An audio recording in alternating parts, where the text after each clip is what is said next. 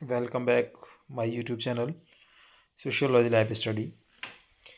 और प्रिय विद्यार्थियों, आज की क्लास BA6 सेमेस्टर के लिए है। BA6 सेमेस्टर में आपके 2 पेपर हैं और एक आपका प्रैक्टिकल है। आपको पता होगा 2 पेपर, जिसमें फर्स्ट पेपर है आपका पायोनियर्स ऑफ इंडियन सोशियोलॉजी और सेकंड पेपर है जेंडर एंड सोसाइटी। दोनों ही पेपर 5-5 क्रेडिट्स के हैं और तीसरा इसमें आपका प्रैक्टिकल है या प्रोजेक्ट फाइल है, वो आपकी 3 क्रेडिट की है। तो आज की क्लास में हम जो 6 सेमेस्टर का फर्स्ट पेपर है पायोनियर्स ऑफ इंडियन सोशियोलॉजी, उसकी यूनिट फर्स्ट के कौन कौन से इंपॉर्टेंट क्वेश्चंस हैं उनको यहाँ पर आज डिस्कस करेंगे।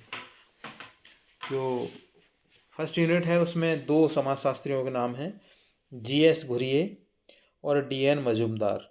GS घुरिये के जो थॉट्स हैं उसमें कास्ट, इंडियन साधुज और रूरल अर्बन कम्युनिटी।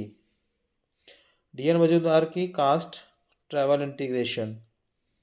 ये टॉपिक्स हैं आपकी जिन पर इंपॉर्टेंट क्वेश्चंस हम यहाँ पे देखेंगे। और ये ध्यान रखने की बात है कि ये जो प्रश्न है मैं आपको बता रहा हूँ कि ये आपकी इस एग्ज़ाम के अलावा दूसरे जो कॉम्पिटिटिव एग्ज़ाम्स हैं जिसमें सोशियोलॉजी के क्वेश्चंस आते हैं उनके लिए भी बहुत ज़्यादा महत्वपूर्ण प्रश्न है ये।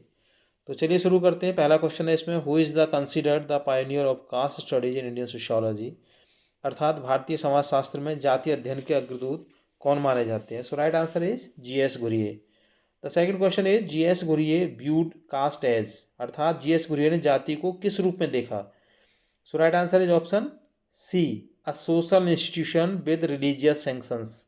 अर्थात धार्मिक अनुमोदन वाली एक सामाजिक संस्था। Question number 3, the concept of rural urban community was introduced by. अर्थात रूरबन कम्युनिटी की संकल्पना किसने दी थी। मतलब ये एक शब्द दोनों को जोड़ दिया गया है, रूरल और अर्बन को मिलाकर के ये शब्द बना है। इसका सही आंसर है option C, GS Ghurye.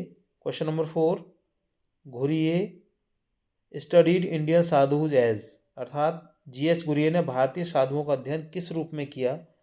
So right answer is option C, सामाजिक प्रकार। Question number 5, Ghurye's approach to caste was. अर्थात घुरिये का जाति के प्रति दृष्टिकोण था।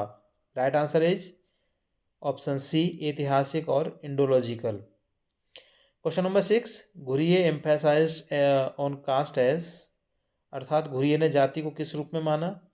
Right answer is option C, श्रेणीबद्ध सामाजिक व्यवस्था, हायरार्किकल सोशल ऑर्डर, मतलब जिसमें ऊंच नीच की भावना होती है।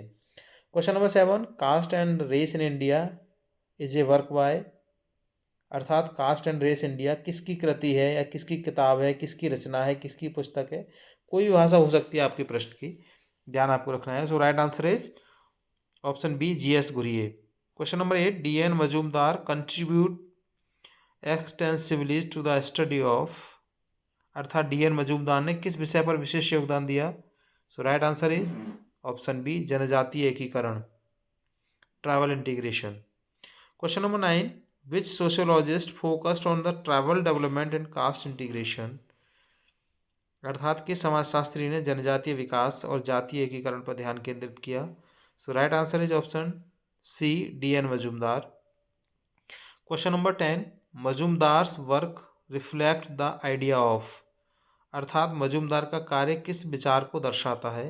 So right answer is option B, मुख्य धारा समाज के साथ जनजातीय एकीकरण। Question number 11, Ghurye considered Indian sadhus as part of. अर्थात GS घुरिये ने भारतीय साधुओं को किसका हिस्सा माना।